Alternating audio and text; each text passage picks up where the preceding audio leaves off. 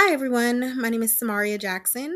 The purpose of today's presentation is to review a strategic communication plan that I've developed for Change Healthcare that will demonstrate how information security governance and risk management are reported within the organization. This formal communication strategy will enable leadership, departments, and stakeholders to remain informed about cybersecurity risks, governance, compliance issues, and system performance. By fostering an environment of security, accountability, and collaboration, Change Healthcare is mobilized to deliver long term value by prioritizing clear communication, accountability, and transparency.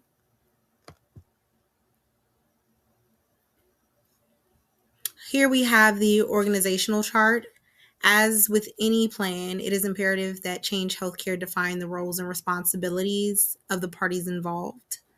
This is critical as it provides a clear understanding of what each individual and or team is responsible for, the decisions that they can make, and who they'll report to. This in turn strengthens oversight and accountability.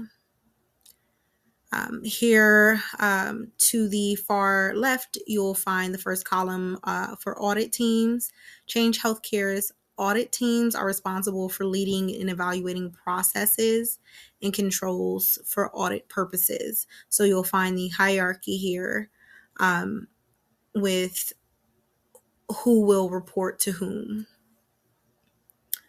In the second column there, you'll find the hierarchy for cybersecurity teams. These teams oversee security architecture, policies, they lead threat intelligence collection, and vulnerability management. Next, I'd really like to emphasize the importance of vendor management. This is significant because risks aren't always limited to being internal. Sometimes they can come from external vendors as well. This department manages contracts and compliance for third-party vendors, so you'll find the hierarchy for that department there.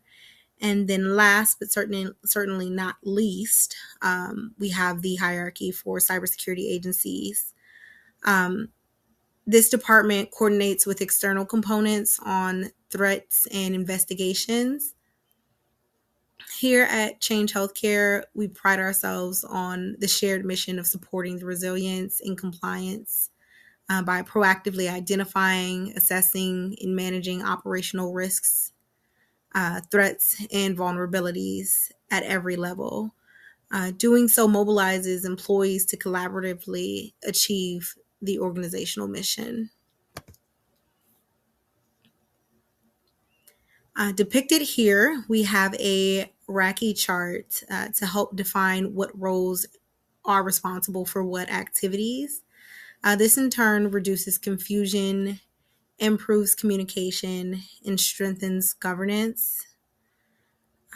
Considering this chart with an emphasis on communication and reporting channels for communicating a major breach to the public and stakeholders, executive leaders would be responsible for publicly addressing the incident, while audit teams and vendor management would just be informed, for instance.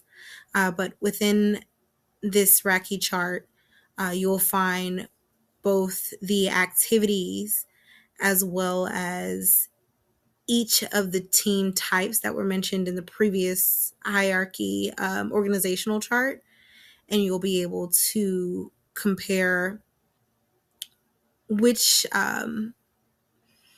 team is responsible for which activity, accountable for which activity, consulted for which activity, and which is lastly informed for each activity.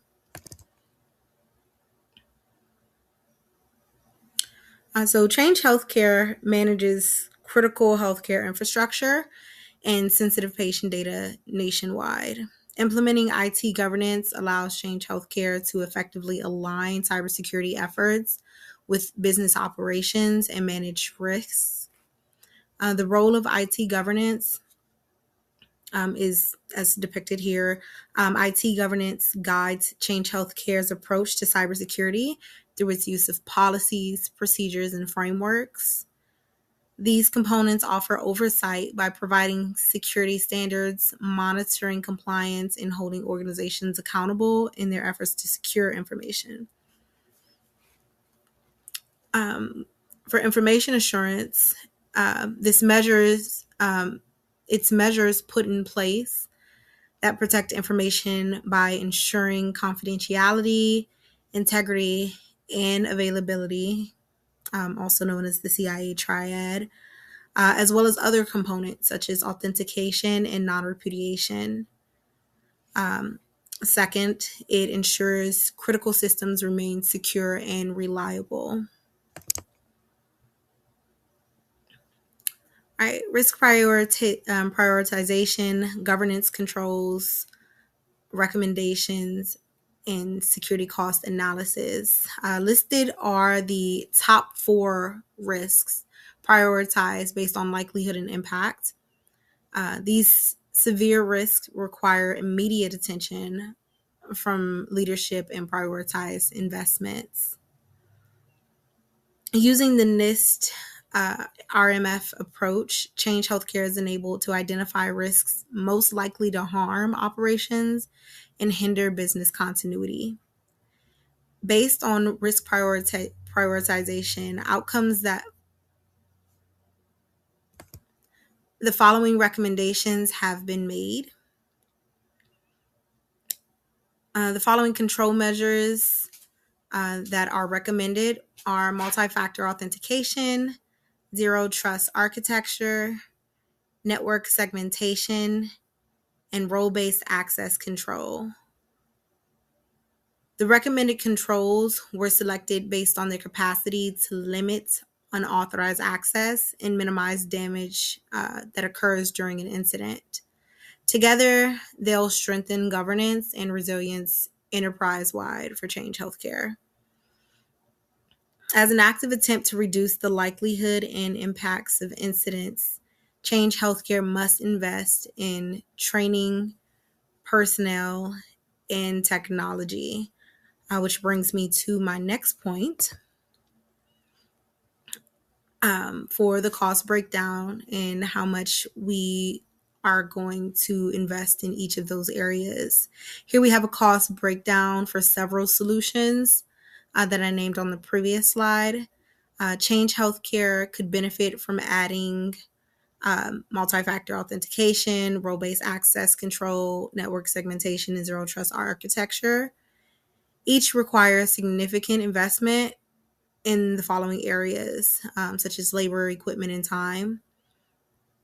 For multi-factor authentication, the labor that it would require to implement such a solution would be help desk and IT administrators.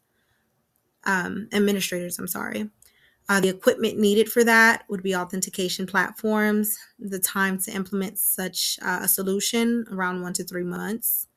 Role-based access control would require administrators, IM platforms, and about 1 to 3 months for implementation time. Network segmentation, the labor required would be the use of network architects as well as security engineers. The equipment needed, segmentation hardware, and the time to implement it, around 6 months. Lastly, we have zero trust architecture, which requires a little bit more, requires a time frame for implementation of 9 to 12 months. The equipment needed would be monitoring tools and identity management tools. And for labor, what we would require would be consultants. And so as we wrap up today's presentation, there are several key takeaways I'd like for my viewers to take away from this presentation. Regarding governance alignment,